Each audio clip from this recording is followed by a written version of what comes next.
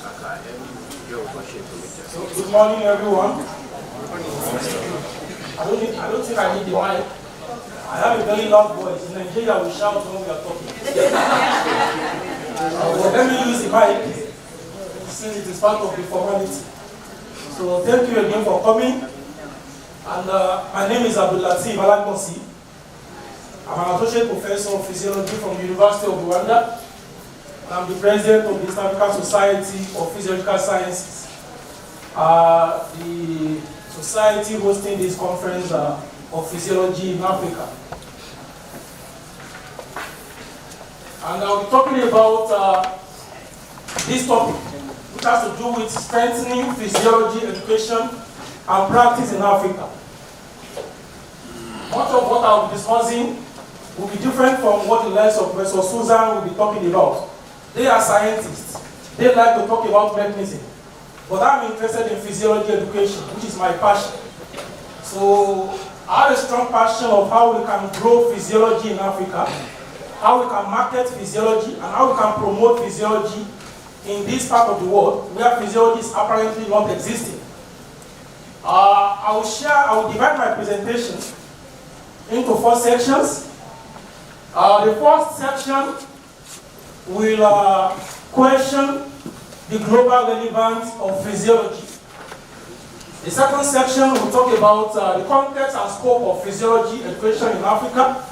Because when we talk globally, we should come back home and domesticate or maybe localize what we are talking about on the global level. The third one will talk about the weakness of physiology training in Africa.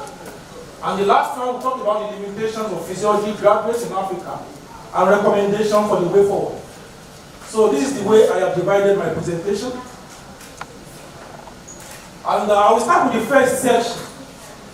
And I am putting the first question to you. Is physiology globally relevant? That is the question I always ask myself. And I'm always waiting for answer. Is physiology globally relevant? If I am asked this question, I may be biased. Because I am a core physiologist. When I teach in class, I tell students I am not a diluted physiologist. I am a pure physiologist. My bachelor is in physiology, my master is in physiology, my PhD is in physiology. So, all the degrees I have are in physiology. Even though I recently added a law degree, I'm a lawyer, in addition to being a physiologist. So that one is just a new addition. But, as I am, I'm purely a physiologist. So if I'm asked that question, I will say yes, physiology is globally relevant. And if I say yes, I will support my answer with some points. Yes, physiology is globally relevant. And why is physiology globally relevant? Let us pick only 2 important points to satisfy this conclusive answer I have given. Number 1, the Nobel Prize that is given in the area of health is in physiology or medicine. The people who designed this Nobel Prize, they didn't do mistake by tagging it physiology or medicine. According to my reasoning, if you ask me, I will say there are only 2 important health sciences. Number 1 is physiology, number 2 is medicine. Any other health science domain, they are under physiology and medicine. That is my answer.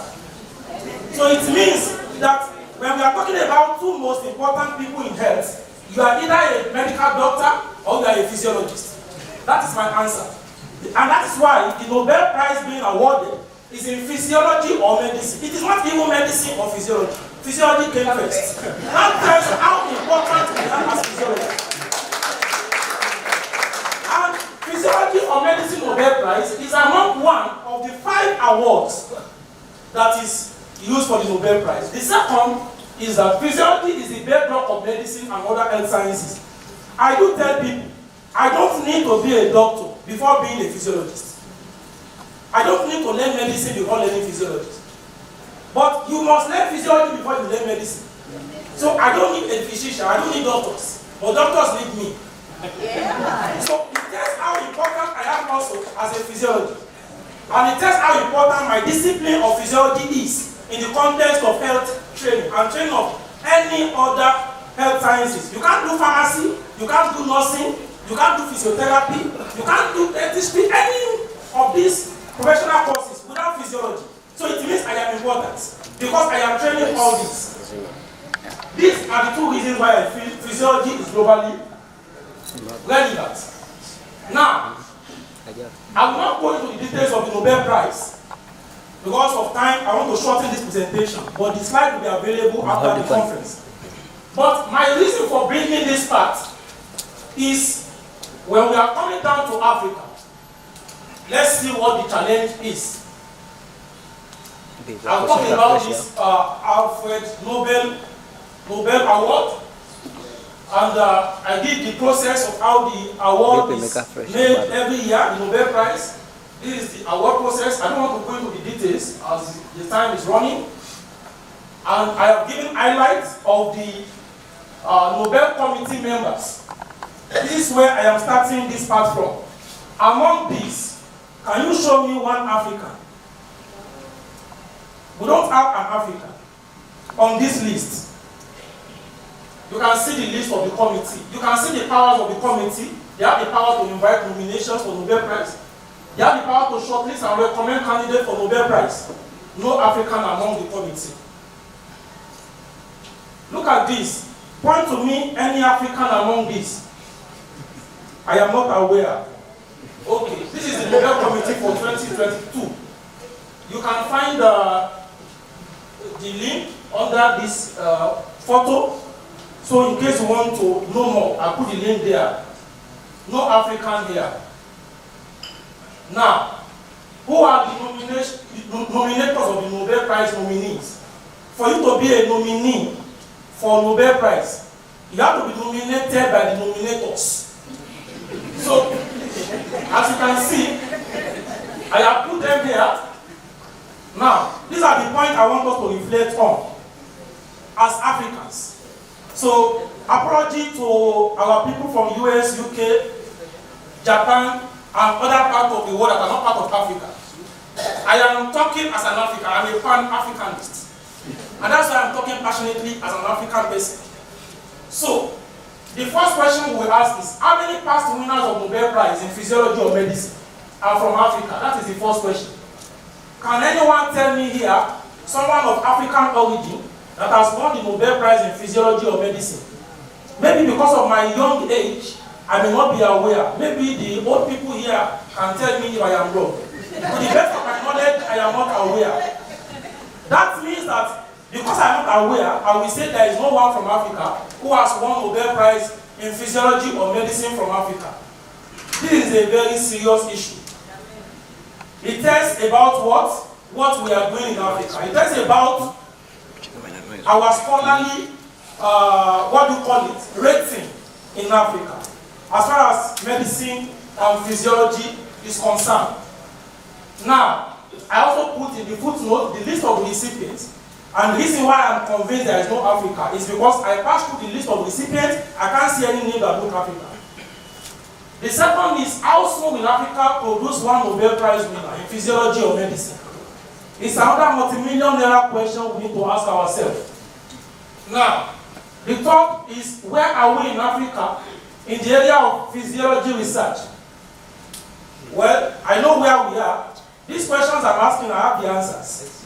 So, I believe we can improve on the level we are, because we are not yet where we wish to be. How well are we building capacity of African physiologists to meet up with the contemporaries in developed countries? If we agree that we have a long place to go, there is a need for us to develop ourselves, to build our capacity. And that's why in this conference we are happy that IUPS is launching a mentorship program, which will be handled by Professor Subama. Where do we start from? Of course, we have to start from somewhere. And where we are starting from is to overhaul our curriculum. We should not be operating a curriculum that cannot produce the kind of physiologists we want to see. So overhauling of curriculum, review of curriculum to make training of physiology better is part of the approach. And that's exactly part of those things that we want to achieve in this conference. This conference is not just a conference to come and present abstract or papers. It's a conference to solve problems of African physiologists. Do we have action plan for this? Yes, we do. And that's why we are here. for the issue of the second answer, I think that is very straightforward. I have told you that physiology is the science of life. Even if you are not a physiologist because you want to use it for practice, the fact that physiology is telling you about yourself, how your body functions, how you are breathing, how you are walking, how your heart is pumping, how you are thinking, it makes it feel like physiology is the most important field among many other fields in the world. Because life first, and a field telling you about life is number one. Any other field is secondary to that. So I feel proud to be a physiologist, and I don't regret studying physiology. And this is the process, the physiology and the science of life. I copied it from the Physiology website. It shows the progression from atom up to the ecosystem. Now, let's go to section 2. I think I've exhausted what I want to talk about on section 1 concerning the global relevance of physiology. And I believe that everyone in this hall has agreed with me that physiology is globally relevant. Is there anyone who is disagreeing? Is there anyone who says physiology is not globally relevant? Let me see your hand. Okay, I cannot see. So everyone 100% has agreed. Now, so what constitutes physiology education in Africa? I'm coming home now. We have left the global stage. We are coming back to Africa. Various kinds of physiology degrees in Africa. This is an opportunity to talk about how physiology education looks like in Africa. In Africa, we have programs like Bachelor in Physiology. In some part of Africa, like we have Bachelor of Science, 4 years in some university. We have it 5 years in some universities, like in Nigeria. We have University of Technology like Lautech and few other technology schools that run in 5 years. So meaning it is between 4 and 5 years, but majority are running on 4 years. Then we have postgraduate diploma. Very few universities are having postgraduate diploma in physiology. This is not common, but very few have it, especially in the eastern part of Nigeria. We have Masters of Science in Physiology. It is between 1.5 years to 2 years, depending on the university regulations for postgraduate program award. And then we have Masters of Philosophy, MPhil. It is majorly for people who finish Masters, but they didn't meet up with the PhD grade. They just need to do MPhil to reach that before they transit to PhD. Then we have the PhD, which is the global degree, and then the highest in the ranks of the degree for physiology training. And then in some East African countries and some other African countries, physiology degree programs are not even available, existing at the moment. This is the problem we are trying to solve. Africa has about 52 countries. I can tell you a good number, more than half of African countries, they don't have physiology program, either at bachelor or master level. So how can we promote physiology in Africa? Well, we have universities in Africa that don't even have physiology either at bachelor or postgraduate level. It means that the future of physiology in Africa is not bright. Physiology may soon die in Africa if we don't pay attention to the problem of training of physiology in this part of the world. And I will give examples. Because of time, I cannot run through all the 52 African countries.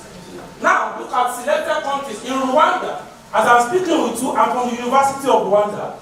There is no program at the moment, or there is no university at the moment that have physiology training in terms of bachelor or masters. The first time we are having accreditation for physiology in Rwanda is when we wrote the curriculum. I started working in the University of Rwanda in 2018 January, but I am pleased to say now that in the University of Rwanda, we have accreditation to run master's program in physiology. The PhD program in physiology is in the process of curriculum review by the Higher Education Council. And I'm happy to say that the second university in Rwanda, that is the University of Global Health Equity, now has been given professional accreditation. I was the one who even recommended them for accreditation. Wow. So I participated in the review of the university for accreditation of their program. So meaning that we have two in Rwanda, but the two are not started accrediting students, but they have professional accreditation from the government. It is a process. It means that we have started doing something. In Uganda, we have Makerere University, Kampala International University, and Mbarara University of Science and Technology. These are the 2 universities in Uganda with physiology programs. In the whole of Uganda, only 3 universities. I can call it 2.5. That half is because Rwanda University can even be there for 3 years without even having students. So I give them half. Because when you have program and there is no students, what are you doing with them? So we have Kenya, 3 universities in Kenya, University of Nairobi, Makerere University, Jomo Kenyatta University. Only 3 have physiology program in Kenya. And how can we have only 3 universities training the whole of Kenyans on physiology education? It is a big problem. Look at Ethiopia, they have 4, Addis Ababa, Aberdeen, Jimma University, and University of Gambia. Now, look at Zimbabwe. Only University of Zimbabwe has masters and intercalated BSc. They don't have BSc as a standalone program. It is intercalated with the medical program.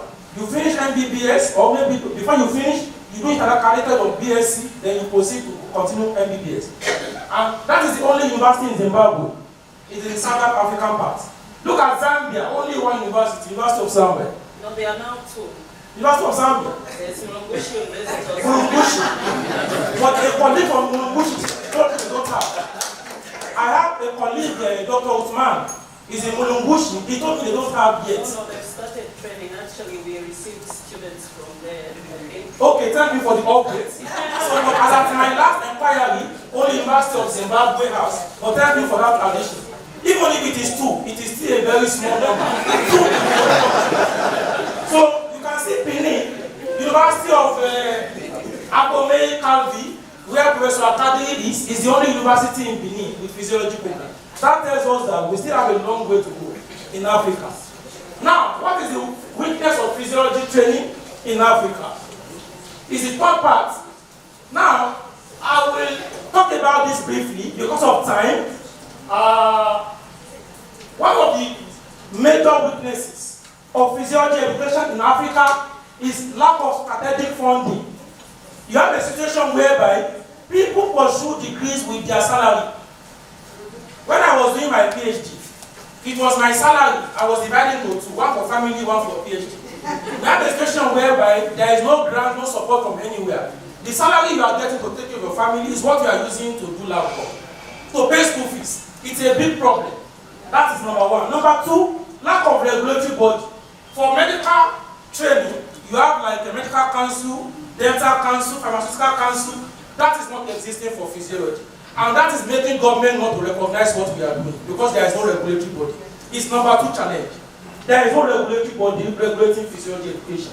We only have NGOs like society, like AAPS, EASPS, as in societies registered as an NGO, regulating the affairs of physiology. And they are not regulating in the research, they are only advocating.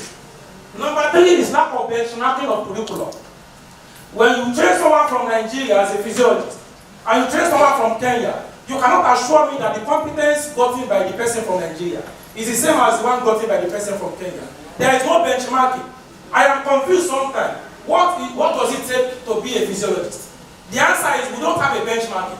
That's why the curriculum of universities across Africa for physiology is not the same, because there is no benchmarking. It's a problem on its own.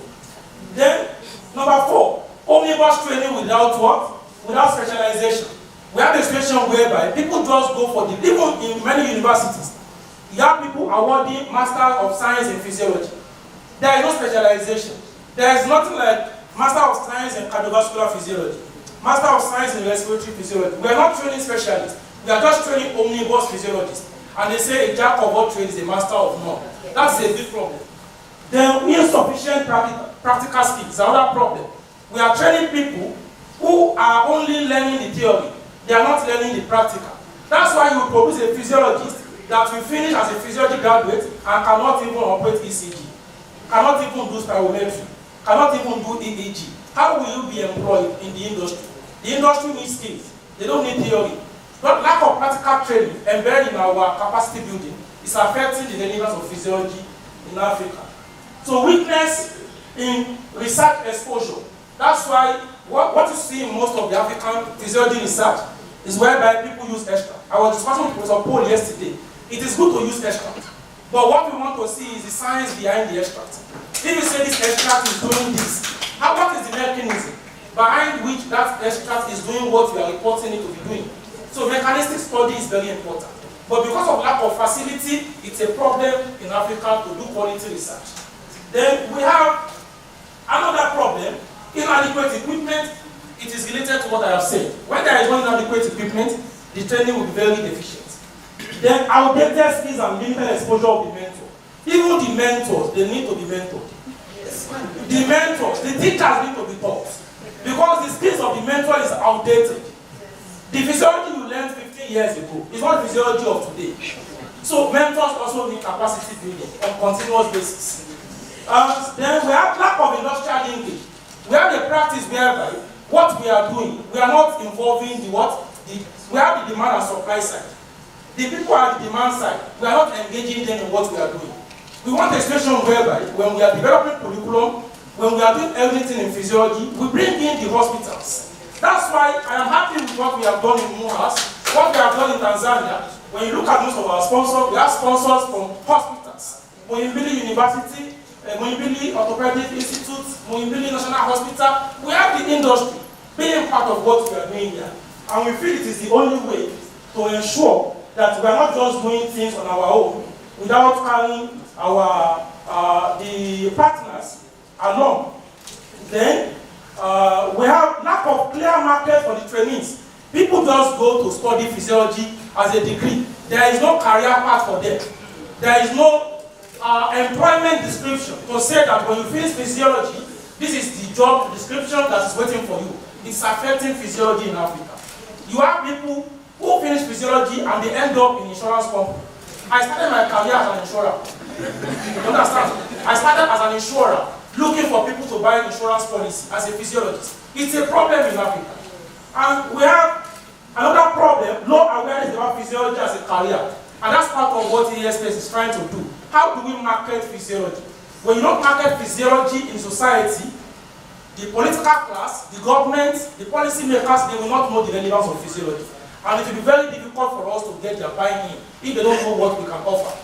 Then we have lack of short courses. And that's where we are looking at what the APS and IUPS can continue to do to ensure that we have some course, as in some short courses. So that if I want to build my capacity on spirometry, I want to build my capacity on action potential, I can see Professor Hero is a very good expert in membrane channel and action ionic physiology. When we want to have more skills about this, how can we have short courses that people can do?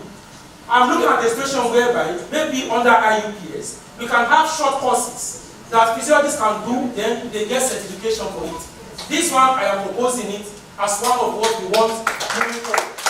I don't want a situation whereby what I learned when I was training is what I remain with. I also need to be mentored on many things, and short courses can help us. Then, this is the dosing of the problem, but I'm not a fan of talking about problem without giving solution. Because what is the essence of identifying problem when we don't have a roadmap on how to address this problem? I have given a table here. I have talked about the problem here, and I have talked about the side effect of these problems. I am proposing here our effort to solve the problem, because I'm not a noise maker. I am an action man. When I see problem, I face the problem, and I challenge myself on how to solve the problem. And that's how I measure my impact in the society. The first problem of lack of strategic planning, one of the major side effects it is having is that the lack of funding is leading to out-of-pocket funding of physiology training by students.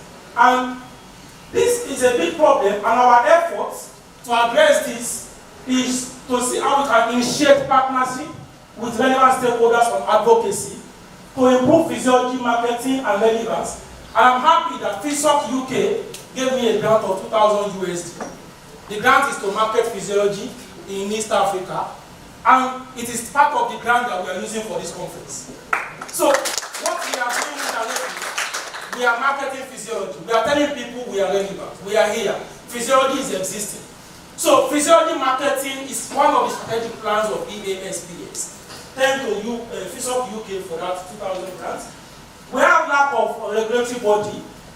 Is a problem, and it is making government not to take us serious, because government want to recognize professions.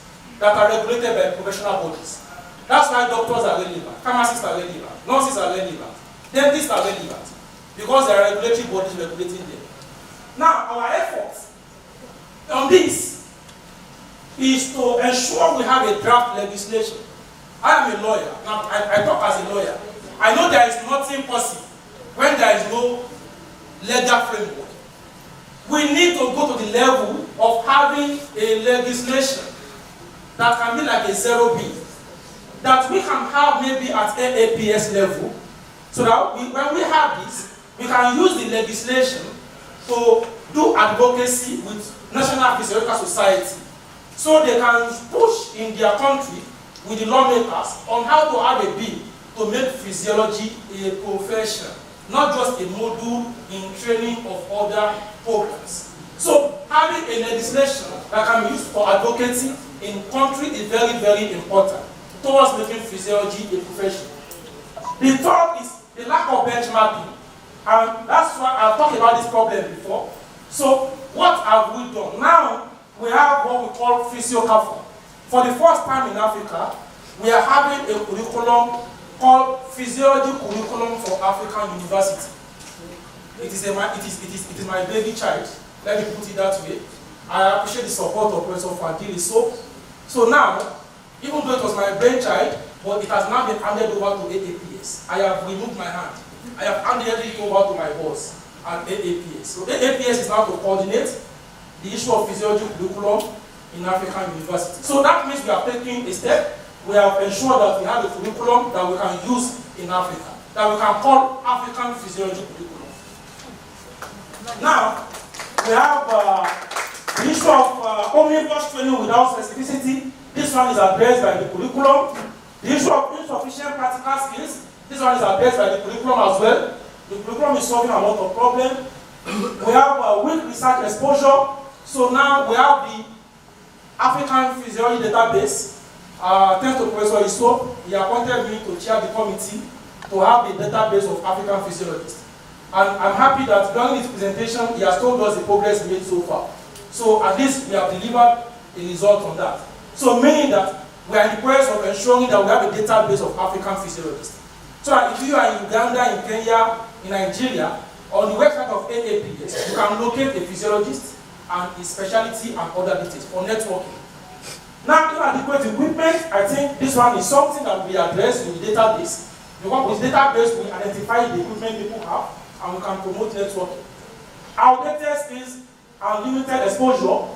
I think the mentorship program of IUPS, which is being launched in this conference, is a big step to ensure that we solve this problem. We thank IUPS for making Tanzania the place to launch and for making EASPS the first society where it will be launched. So I will tell you that this is the first time IUPS is having physiology mentorship program. And Africa is the first. And EASPS is the first to launch that. So we are very lucky. So lack of industrial linkage. So with our curriculum, we build more partnership. And lack of clear market for trainees. I think this one is something we need to do. After this conference, our plan is to see how we can mobilize funding to improve physiology, education, and marketing.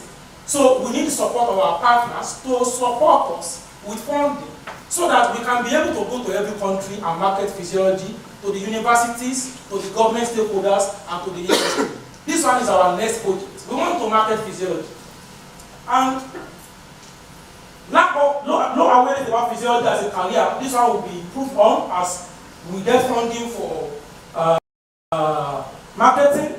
Then lack of short courses. I have challenged EASPS and IUPS to work on this. I believe they are very responsive.